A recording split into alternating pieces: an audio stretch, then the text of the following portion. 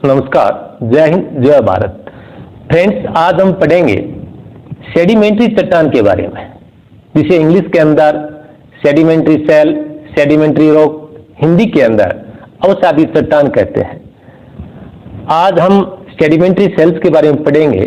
केवल दो चीज कि सेडिमेंट्री सेल्स का निर्माण किस प्रकार से हुआ तथा इनकी विशेषताएं क्या है। कल पढ़ेंगे अपन इनका क्लासिफिकेशन। परसों पढ़ेंगे इंडिया के अंदर सेडिमेंट्री सेल कहाँ कहाँ पाई जाती है। इस प्रकार से सेडिमेंट्री सेल्स पर हमारे 3 वीडियो आएंगे।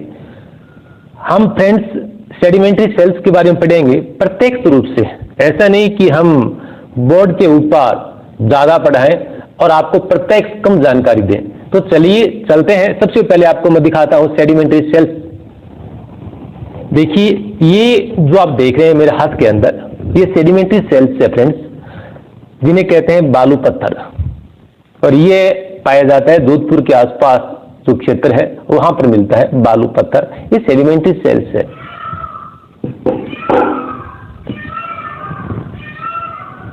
फ्रेंड्स, आप जो ये देख रहे हैं मेरे हाथ के अंदर, आप देख रहे हैं ये भी सेडिमेंट्री सेल्स है। और ये पाया जाता है हमारे राजस्थान के अंदर, जो उत्तरी राजस्थान है, विशेषकर गंगानगर, हनुमानगढ़, चूरू, बीकानेर, नागौर, उस क्षेत्र, जैसलमेर, उस क्षेत्र के अंदर इसका नाम है जिप्सम। ये भी सेडिमेंट्री सेल्स है। जो ये आप देख रहे हैं ये भी सेडिमेंट्री सेल्स है, जिन्हें कहते हैं चूना पत्थर। और ये मिलती है फ्रेंड्स चित्तौड़गढ़ राजस्थान के अंदर, कोटा, बूंदी, नागौर, जैसलमेर और बाड़मेर के अंदर चूना पत्थर है। ये भी सेडिमेंट्री सेल्स है। आप ये जो छोटा सा टुकड़ा आप देख रहे हैं ये भी सेडिमेंट्री सेल्स है, जिन्हें साधारण भाषा के अंदर कोटा स्टोन कहते हैं। और ये कोटा के आसपास जो हाड़ोती है उन क्षेत्र के अंदर मिलता है। ये भी सेडिमेंट्री सेल्स है। आप जो कटोरी के अंदर आप देख रहे हैं, आप देखिए कटोरी के अंदर देखिए आप इस प्रकार से जो सफेद मिट्टी दिखाई दे रही है आपको, सफेद मिट्टी है। देखिए आप, ये सफेद मिट्टी है। और ये सफेद मिट्टी जो उत्तरी राजस्थान है जहां जिप्सम मिलता है, उनके साथ आसपास के क्षेत्रों के अंदर ये सफेद मिट्टी बहुत मिलती है। ये भी क्या है, सेडिमेंट्री सेल्स है। आप देखिए इस कटोरी के अंदर आप काली मिट्टी देख रहे हैं, आप काली मिट्टी देख रहे हैं, आप चिकनी और काली मिट्टी है। ये भी क्या है, सेडिमेंट्री सेल्स है। इस प्लेट के अंदर आप देखिए, आप बालू रेत देख रहे हैं। आप देखिए बालू रेत कितनी सुंदर, सोने जैसी सुनहरी आपको जो बालू रेत दिखाई दे रही है, ये भी क्या है, सेडिमेंट्री सेल्स है।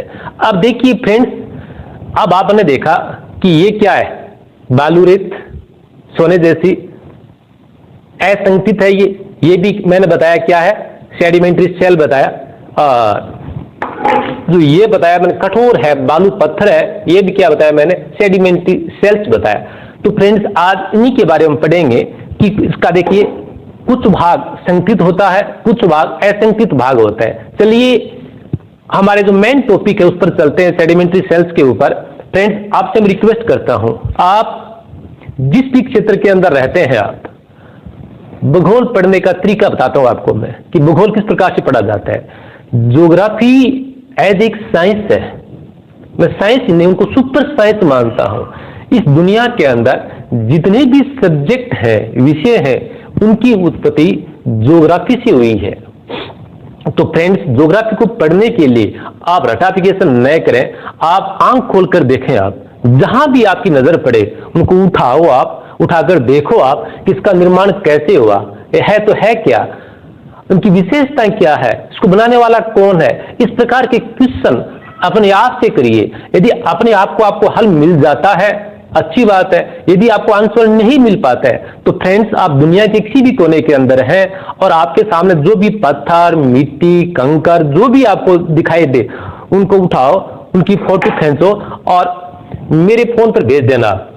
मैं आपको बताऊंगा कि ये क्या चीज है, कौन सी चट्टान है, इनकी विशेषताएं क्या है, इनका निर्माण कब हुआ, कैसे हुआ और क्या क्या इनकी विशेषताएं हैं, दुनिया के अंदर कहां कहां मिलती है। मैं इनका आंसर देने की कोशिश करूंगा।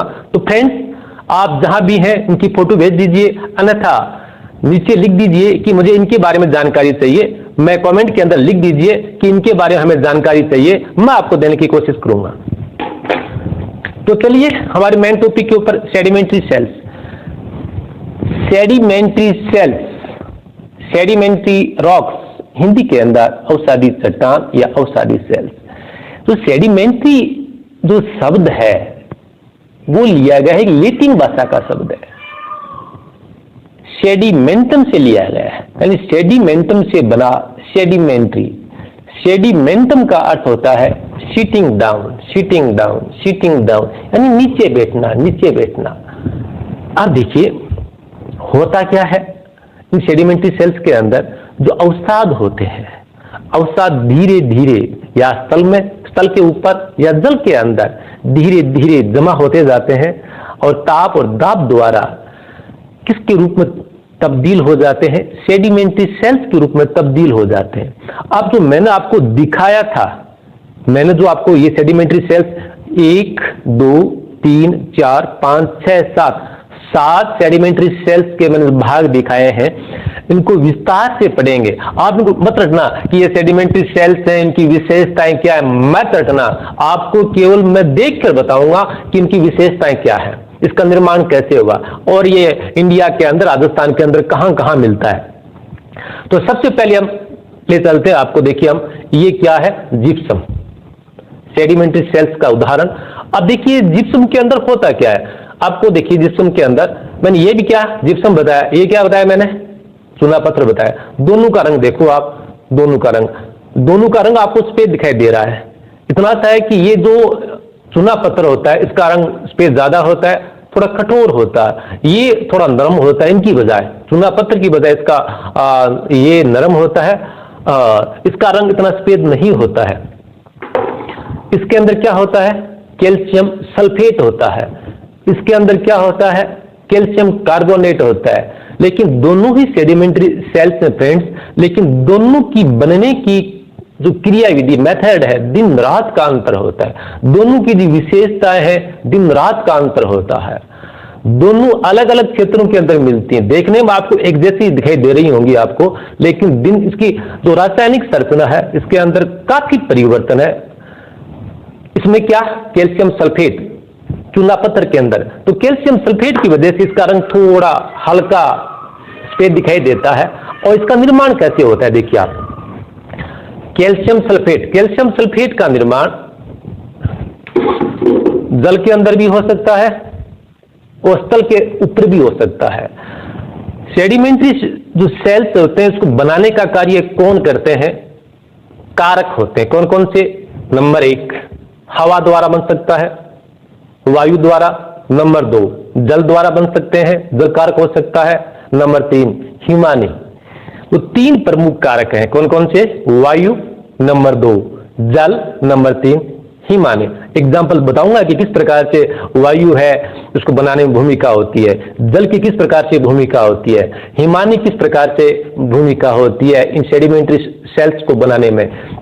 जो हमारी जो मूल चट्टान होती है, अग्न्य चट्टान होती है, इग्निस सेल्स कहते हैं, उसके ऊपर अक्षय अपरदन के प्रभाव की वजह से उन जो चट्टानों का जो चूर्ण हो जाता है, उन चूर्ण को हवा द्वारा या जल द्वारा या हिमानी द्वारा एक स्थान से दूसरे स्थान पर परिवहन करके छोड़ दिया जाता है, जमा दिया जाता है। इस प्रकार से एग्जाम्पल मैं देता हूं आपको, मैं जल का देता हूं। जैसे नदी है, नदी कहां से निकलती है, पहाड़ों से निकलती है। तो नदी अपने साथ क्या लाती है, सेडिमेंट्स लाती है। देखो नदी के अंदर बहुत सारे कंकर, पत्थर, महीन, चूर्ण इस प्रकार से बहते रहते हैं। वो जो पहाड़ों के नीचे आकर, वो पहाड़ों की जो पदस्थली भाग होता है वहां पर आकर क्या हो जाता है, वो जम जाते हैं। इस प्रकार से मैं आपको बताऊं, देखिए ये मान लीजिए ये पहाड़ है, ये क्या है, ये पहाड़ है, ये पहाड़ है, ये पहाड़ है। और यहां से क्या निकली, यहां से क्या निकली, एक नदी निकली। यहां से क्या निकली, एक नदी निकली। ये नदी क्या लाती है, इन पहाड़ों को क्या करती है, काटती है, और काट कर क्या करती है, इन पत्थरों क्या करती है, चूर्ण बनाती है, यानी सेडिमेंट्स बनाती है। चूर्ण या सेडिमेंट्स अवसाद, बात एक ही हिंदी के अंदर चूर्ण कह देते हैं, अवसाद कह देते हैं, इंग्लिश के अंदर क्या कह देते हैं, सेडिमेंट्स कह देते हैं, और जो इन चट्टान को सेडिमेंट्री सेल्स कह देते हैं, बात एक ही है।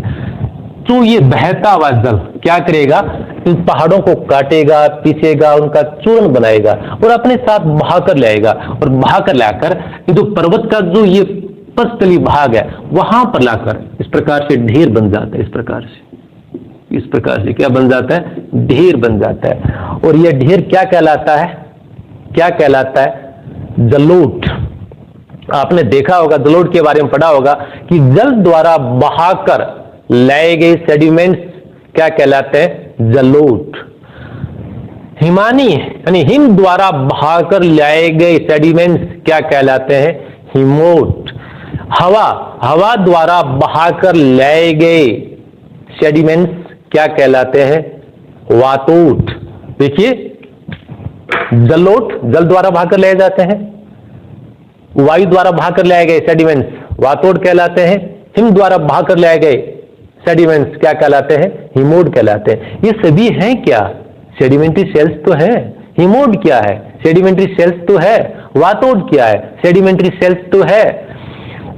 ये सभी क्या है, सेडिमेंट्री सेल्स।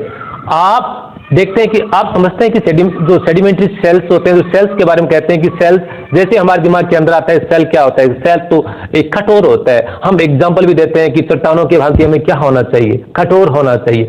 नहीं, ये एक कहावत है कि चट्टानों के भांति हमें कठोर होना चाहिए। ज्योग्राफी के अंदर चट्टान शब्द या सेल शब्द दोनों के लिए किया जाता है। चट्टान कठोर भी हो सकती है, चट्टान नरम भी हो सकती है।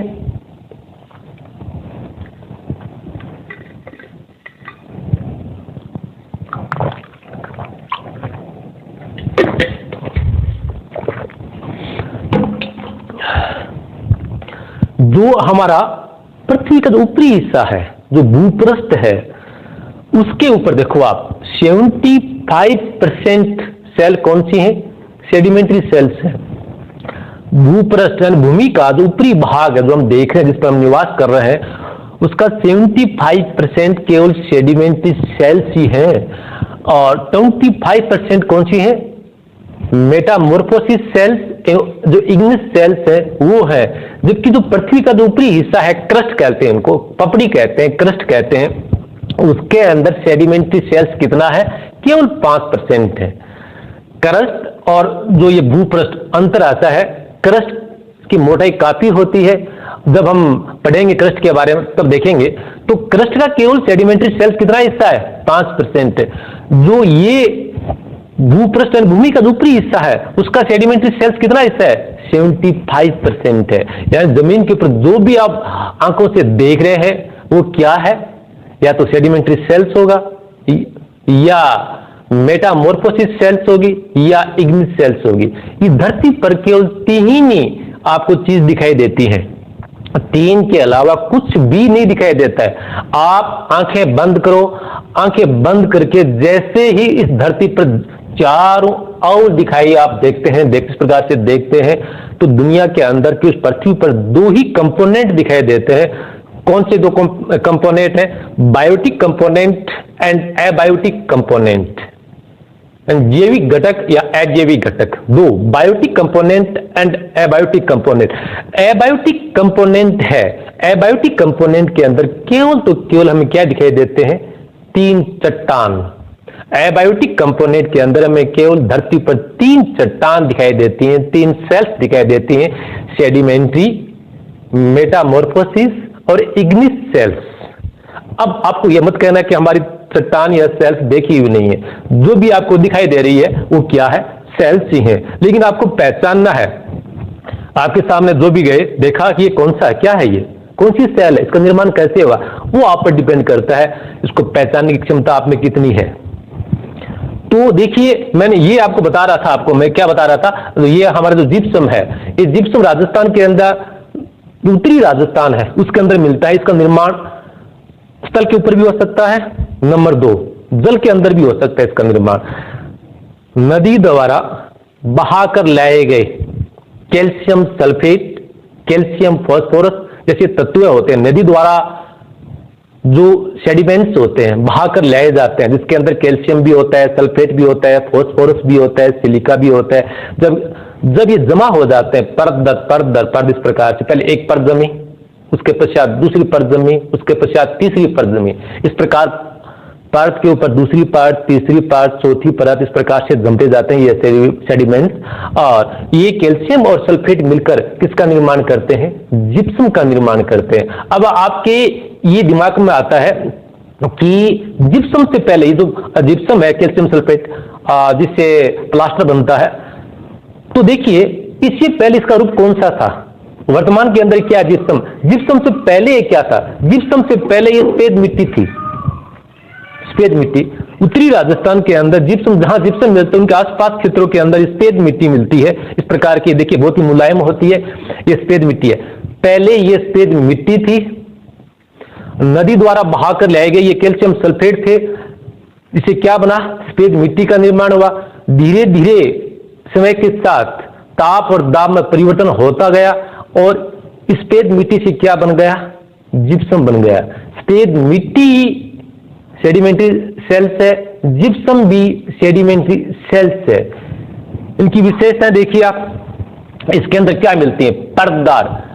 जो सेडिमेंट्री सेल्स है उसके अंदर क्या विशेषता होती है? इसके अंदर परत मिलती है, क्योंकि ये हवा द्वारा हो या जल द्वारा हो, ये देखिए या हिमानी द्वारा जो भी सेडिमेंट ले जाते हैं, ऐसा तो नहीं कि एक साथ ले जाते हैं, लाते रहते हैं, जमाते रहते हैं, इस प्रकार इसके अंदर परत जम जाती है। क्या बन जाती है?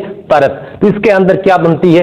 क्या विशेषता है कि सेडिमेंट्री सेल्स परतदार होती है। क्या होती है? परतदार होती है। इस प्रकार से प्याज की परतें होती है ना, पहले एक परत उतारा, दूसरी, तीसरी, चौथी, इस प्रकार से इसके अंदर भी क्या होती है? परतें होती हैं। यानी पहली विशेषता ये परतदार होती हैं। दूसरी विशेषता इसके अंदर क्या मिलते हैं? जोड़ या संधि। देखो आप इसके अंदर, देखो आप, ये जोड़ रहा, इसके अंदर देखो ये जोड़ रहा, ये जोड़ रहा, इसके अंदर ये जोड़ रहा, ये जोड़ रहा, इसके अंदर क्या मिल रहे हैं? ये जोड़ या संधि मिलते हैं इसके अंदर। क्यों मिलते हैं जोड़ या संधि? उसका कारण बताता हूं। क्योंकि ये परतदार होते हैं, सेडिमेंट है वो जमते जाते हैं। पहले एक परत जम गई, क्या जम गई? एक परत। इस प्रकार से एक परत है, सेडिमेंट आए और इसके ऊपर जम गई, एक परत बन गई। उसके पश्चात सेडिमेंट आए, दूसरी परत बन गई, उसके पश्चात तीसरी परत बन गई, चौथी बन गई, पांचवी बन गई।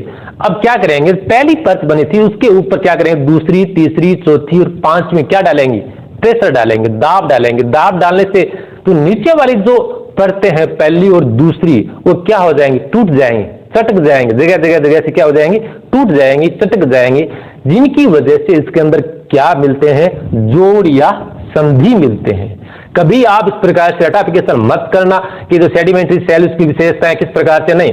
आप प्रत्यक्ष रूप से किताबों का आप सहारा मत लीजिए, आप प्रत्यक्ष रूप से देखिए कि हाँ मैंने वो पत्थर देखा था उसके अंदर वो विशेषता है, मैंने जिप्सम देखा था उसके अंदर वो विशेषता है, मैंने चूना पत्थर देखा था उसके अंदर ये विशेषता है, मैंने बालू पत्थर देखा था उसके अंदर ये विशेषता है, मैंने कॉन्ग्लोमेरेट देखा था उसके अंदर ये विशेषता है, मैंने मुल्तानी मिट्टी देखी थी उसके अंदर ये विशेषता है, मैंने चाक मिट्टी देखी थी उसके अंदर ये विशेषता है। ये सभी क्या है? सेडिमेंट्री सेल्स तो है।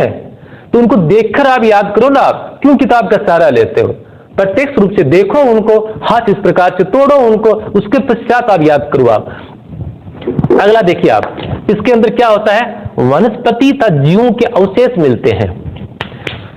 सेडिमेंट्री सेल्स की तीसरी विशेषता है कि उसके अंदर जीवों के अवशेष मिलते हैं, वनस्पतियों के अवशेष मिलते हैं। कैसे मिलते हैं आपको बताता हूं। आप जिस पर देखिए ये नदी है, नदी पहाड़ों से आई, तो ये नदी पहाड़ों का चूर्ण तो करती है, साथ के अंदर उनके आसपास जो वनस्पति है वो भी क्या होते हैं? सड़कर, गलकर, टूटकर पानी के अंदर बह जाती है और वही वनस्पति टूटी फूटी गली हुई अवस्था के अंदर इसके अंदर वहां पर क्या हो जाती है? जलोढ़ के अंदर जमा हो जाती है। साथ पानी के अंदर बहुत सारे जीव होते हैं, मरने के पश्चात इन्हीं जलोढ़ों के अंदर क्या हो जाते हैं? जमा हो जाते हैं। इस प्रकार से इसके अंदर क्या होता है? जीवों के अवशेष और वनस्पतियों के अवशेष मिलते हैं सेडिमेंट चट्टान के अंदर। यही कारण है कि इन जीवों के अवशेष और वनस्पतियों के अवशेष इसके अंदर कहां मिलते हैं? इन परतों के बीच। कहां मिलते हैं? इन जॉइंटों के बीच। इन्हीं विशेषता की वजह से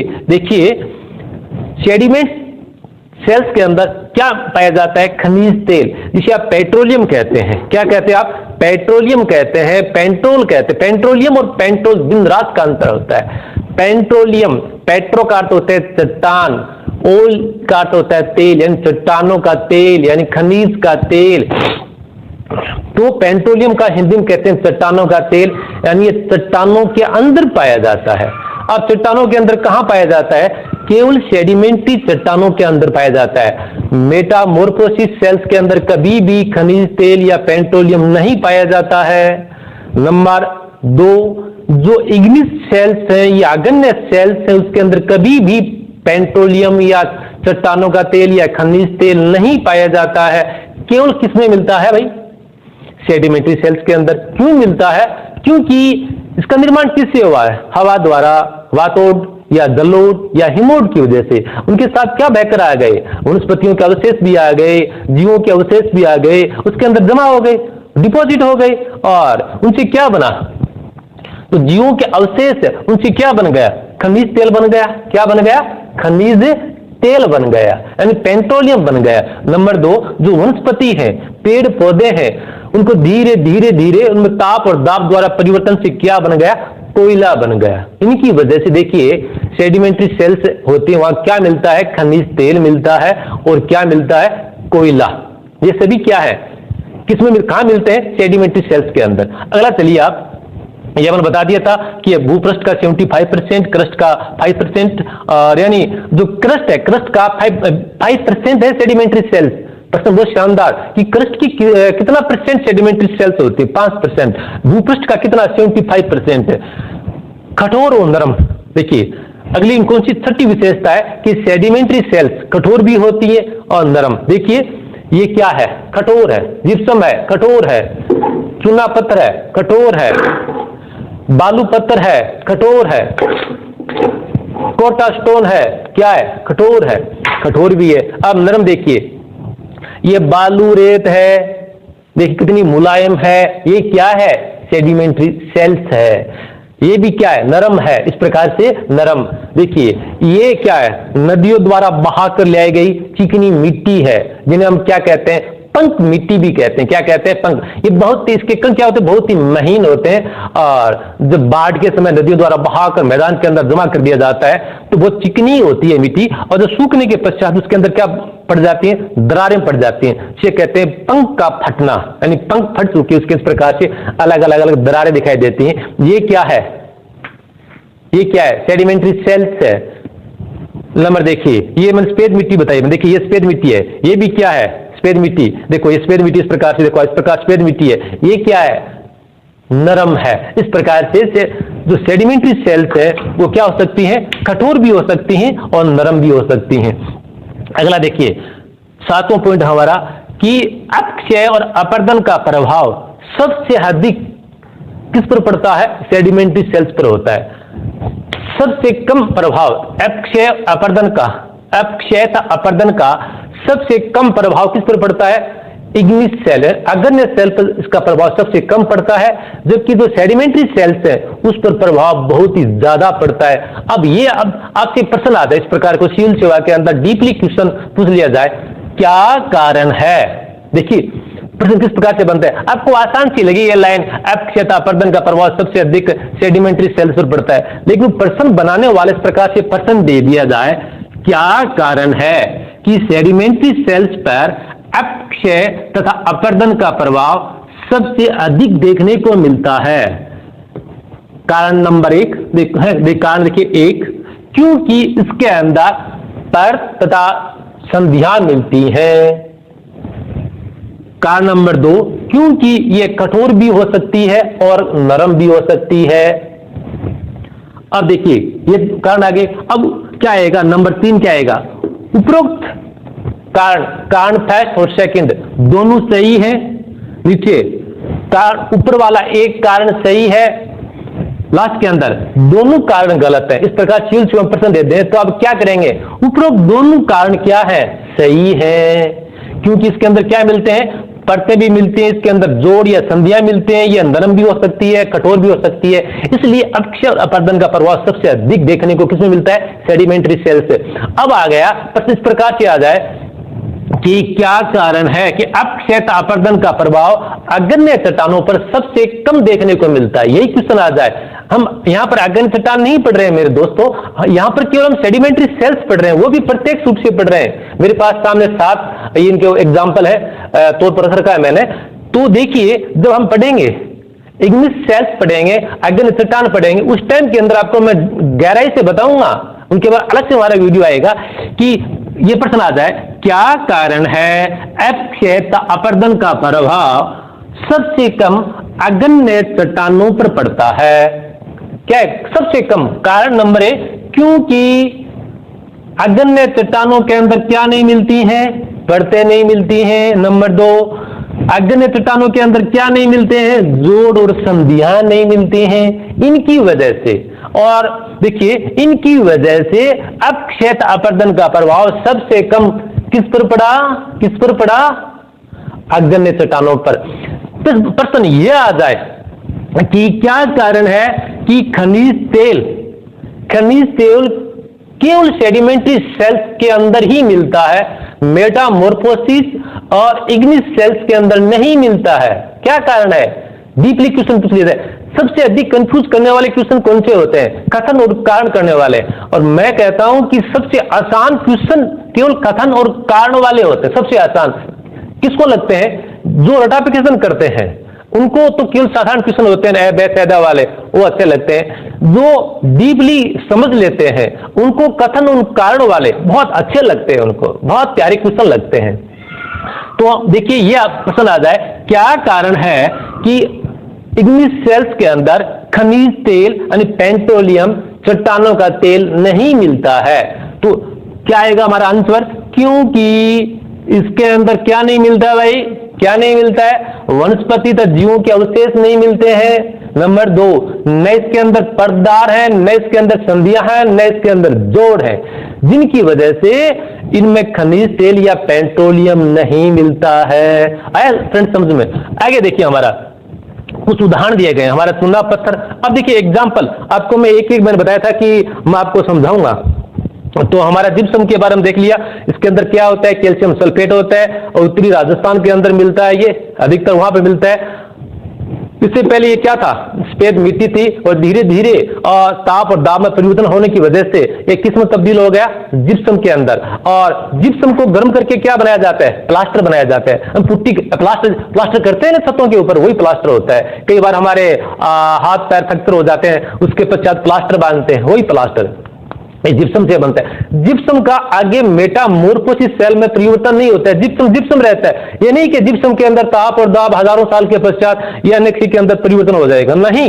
क्यों? क्योंकि इसके अंदर क्या है? सल्फेट है। क्या है इसके अंदर? फास्फोरस है। इनकी वजह सल्फेट की मात्रा, कैल्शियम और सल्फेट होने की वजह से ये केवल जिप्सम में रहता है, आगे किसी के अंदर परिवर्तन नहीं होता है, किसी भी अन्य मेटामॉर्फोसिस सेल के अंदर यह तब्दील नहीं होता है।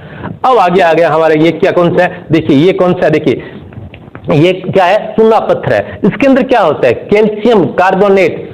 जिप्सम इसमें अंतरित नहीं है, इसमें सल्फेट है। इसमें क्या बताया मैंने? कार्बोनेट। इसमें सल्फेट की मात्रा, इसमें कार्बोनेट की मात्रा। और इसका दिन रात, ये किससे बना हुआ है? जीवों के अवशेष से बना है। और ये इसका निर्माण कहां होता है? इसका निर्माण कहां हुआ? स्थल पर नहीं होता है, केवल जल के अंदर होता है।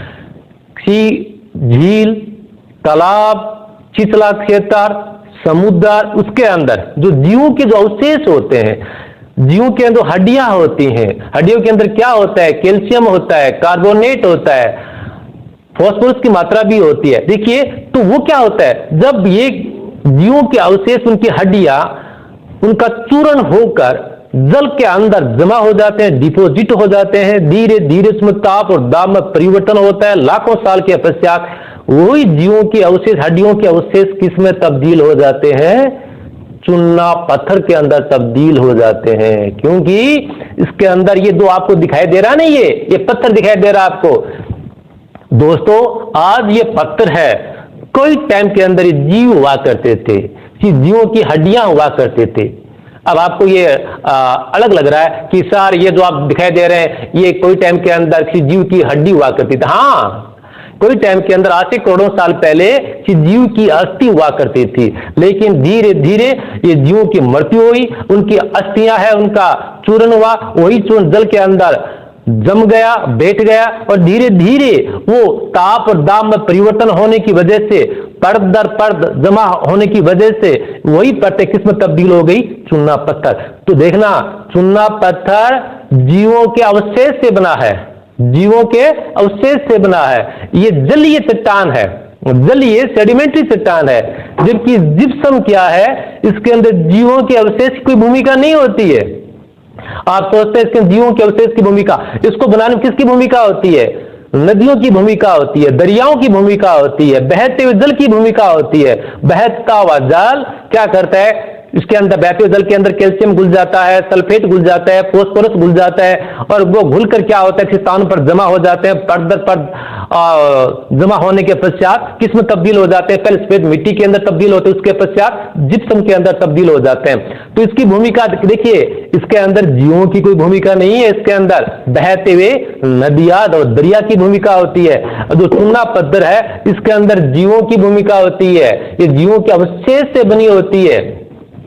ये हमारे राजस्थान में कहां मिलता है? ये कोटा, बूंदी, चित्तौड़गढ़, नागौर, जैसलमेर और बाड़मेर के अंदर देखिए वहां मिलता है। अब हमारे क्वेश्चन ये आता है कि सर देखिए उत्तरी राजस्थान जहां वहां पर क्या मिलता है? जिप्सम, और जैसलमेर, बाड़मेर,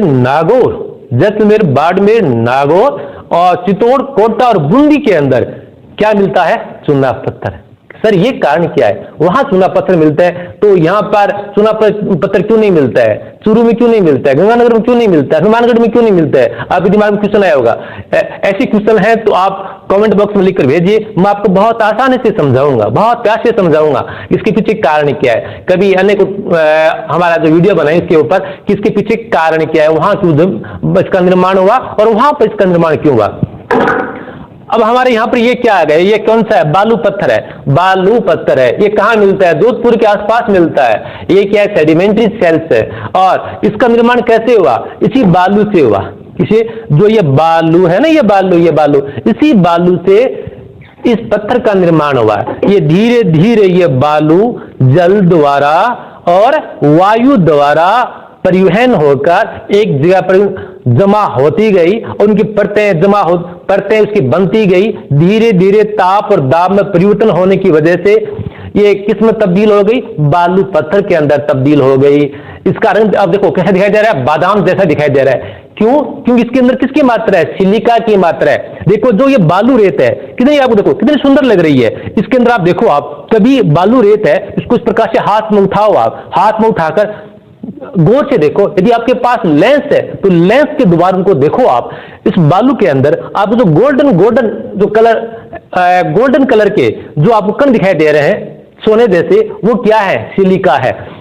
और इसके अंदर देखो आप, उसके अंदर चमकीले और जो सफेद रंग के दिखाई दे रहे हैं वो क्या है? एल्यूमिनियम है। और जो विदाउट चमकीला और सफेद दिखाई दे रहा है वो क्या है? कैल्शियम है, फास्फोरस है। और देखिए जो इसके अंदर काला काला दिखाई दे रहा है, इस बालू के अंदर काला काला दिखाई दे रहा है वो क्या है? लोहे के कण है। हाँ, इसके अंदर क्या है? लोहे के कण भी हैं। यदि आपको पता करना है इसके अंदर लोहे के कण, तो चुंबक लेना, चुंबक इस प्रकार इस बालू मिट्टी के अंदर घुमाना, जो लोहे के कण क्या हो जाएंगे? उस चुंबक के चारों चिपक जाएंगे, वही लोहे के कण होते हैं। तो देखिए आप, अब हमारे दिमाग में आता है कि तो बालू पत्थर है, ये सेडिमेंट्री सेल्स है, इसका रंग बादाम जैसा क्यों? और जो ये हमारा जो कोटा स्टोन है इसका रंग काला काला क्यों, भूरा क्यों? क्योंकि इसके अंदर किसकी मात्रा है भैया? इसके अंदर सिलिका की मात्रा ज्यादा है। और ये जो कोटा स्टोन है, कोटा के आसपास हाड़ौती मिलता है, इसके अंदर इसका रंग काला क्यों? क्योंकि इसके अंदर आयरन की मात्रा, लोहे की मात्रा ज्यादा मिलती है, जिनकी वजह से इसका रंग क्या हो गया? काला हो गया। इसके अंदर फेरस यानी आयरन की मात्रा ज्यादा है, जिसकी वजह से इसका रंग क्या हो गया? काला हो गया। और देखिए आप देखेंगे आप, तो ये बालू पत्थर है। बालू पत्थर इतना कठोर नहीं होता है। दोनों में देखें कठोर कौन सा होता है? कोटा स्टोन ज्यादा मजबूत होता है, कठोर होता है। क्यों? क्योंकि इसके अंदर किसकी मात्रा? आयरन। जिस भी पत्थर के अंदर आयरन की मात्रा होगी उतना ही क्या होगा, कठोर होगा। और जिस भी चट्टान के अंदर कैल्शियम और या फॉस्फोरस या सल्फेट की मात्रा ज्यादा होगी वो कठोर नहीं होगा, वो क्या होगा, नरम होगा। और जिसके अंदर सिलिका की मात्रा होगी वो भी क्या होगा, कठोर होगा। इसके सिलिका की मात्रा है कठोर, और इसके अंदर लोहे की मात्रा है, एक कोटा स्टोन जिन्हें कहते हैं कोटा के आसपास क्षेत्र के अंदर मिलता है, इसलिए इसे जो बालू पत्थर है इसे भी क्या, ये कठोर हो गया। और ये जो चूना पत्थर है ये कैल्शियम कार्बोनेट होने की वजह से इनकी बजाय इतना कठोर नहीं है। और ये जिप्सम, ये सल्फेट और कैल्शियम और सल्फेट होने की वजह से इनकी बजाय क्या, ये नरम है। और ये क्या है, जो रेत दिखाई दे रही बालू, ये भी क्या है, ये क्या है, नरम सेडिमेंट्री सेल्स है। और धीरे धीरे ये किस्म तब्दील हो जाती है, लाखों करोड़ों साल के पश्चात यह भी भयकर सिद्धांत जमा हो जाती है। उसके पश्चात ताप और दामक परिवर्तन होने के पश्चात ये किस्म तब्दील हो जाती है, ये बालू पत्थर के अंदर तब्दील हो जाती है। जो ये रेत है करोड़ों साल के पश्चात किस्म तब्दील हो जाएगी, बालू पत्थर के अंदर तब्दील हो जाएगी। और जो ये सफेद मिट्टी दिखाई दे रही है, जो सफेद मिट्टी है, देखो आप, जो सफेद मिट्टी दिखाई दे रही है ये धीरे धीरे किस में तब्दील हो जाएगी, जिप्सम के अंदर तब्दील हो जाएगी। ये सभी क्या है, सेडिमेंट्री सेल्स हैं। चूना पत्थर आगे चलकर मेटामोर्फोसिस सेल में तब्दील हो जाता है। यानी चूना पत्थर है आगे चलकर मेटामोर्फोसिस सेल्स में तब्दील हो जाए, कौन सी, संगमरमर की चट्टान के अंदर तब्दील हो जाता है, जिन्हें मार्बल कहते हैं। मार्बल के पत्थर के अंदर तब्दील हो जाता है। मार्बल कई प्रकार का होता है, काला, पीला, हरा, नीला। उसके अंदर जो अलग अलग तत्वों के आधार पर होता है, जिसके अंदर कैल्शियम और कार्बोनेट की मात्रा ज्यादा होती है वो क्या होता है, व्हाइट होता है। जैसे ये अजमेर के आसपास जो मार्बल मिलता है बड़ा व्हाइट कलर का होता है, उसके अंदर किसकी मात्रा ज्यादा है, कार्बोनेट की मात्रा है, कैल्शियम की मात्रा ज्यादा है, इसलिए उसका रंग क्या है, व्हाइट। फ्रेंड्स, आज हमारा टॉपिक यहीं पर खत्म होता है क्योंकि गर्मी बहुत ज्यादा है, और ज्यादा गर्मी होने की वजह से आप देख रहे हैं कि मेरा पसीना आ चुका है। और फैन चलाऊंगा तब क्या करेंगे, आवाज गूंजेगी, और कोई मेरे पास कोई फैसिलिटी है नहीं, इसलिए इसको टॉपिक को मैं यहीं पर विराम देता हूं। फ्रेंड्स, यदि आपको ये टॉपिक अच्छा लगा, वीडियो अच्छा लगा, तो चैनल को आप सब्सक्राइब कीजिए प्लीज। मेरे पास भौतिक संसाधनों का अभाव है फ्रेंड्स, अन्यथा मैं भी डिजिटल बोर्ड ले आता और यहाँ पर कूलिंग के लिए अच्छी सुविधा कर लेता, लेकिन वो नहीं है। यदि आप इस चैनल को आप सब्सक्राइब करेंगे या बढ़ेंगे, उसके पश्चात और आपकी कृपा होगी तो कभी अपने भी क्या आएगा, डिजिटल बोर्ड आएगा। कल हम क्या पढ़ेंगे, कल पढ़ेंगे सेडिमेंट्री सेल्स का क्लासिफिकेशन। परसों क्या पढ़ेंगे अपन, परसों पढ़ेंगे सेडिमेंट्री सेल्स इंडिया के अंदर कहां कहां मिलती है। उसके पश्चात नेक्स्ट वीडियो आएगा जो अग्नि चट्टानों के बारे में आएगा। उसके आगे वाला क्या आएगा, मेटामोर्फोसिस चट्टानों के बारे में आएगा। उसके पश्चात तीनों चट्टानों की वीडियो आने के पश्चात सभी चट्टानें मैं एक साथ आगे रखूंगा, और इस प्रकार से आपको एग्जांपल दे देकर, देखो भैया ये सेडिमेंट्री सेल्स है, ये मेटामोर्फोसिस सेल्स है, और ये कौन सी है, इग्निस सेल्स है। तीनों देखो आप देख रहे हैं, ये है इनकी विशेषता, ये है इनकी विशेषता। लास्ट के अंदर अपन तुलनात्मक रूप से अध्ययन करेंगे, वो लास्ट का वीडियो होगा। धन्यवाद।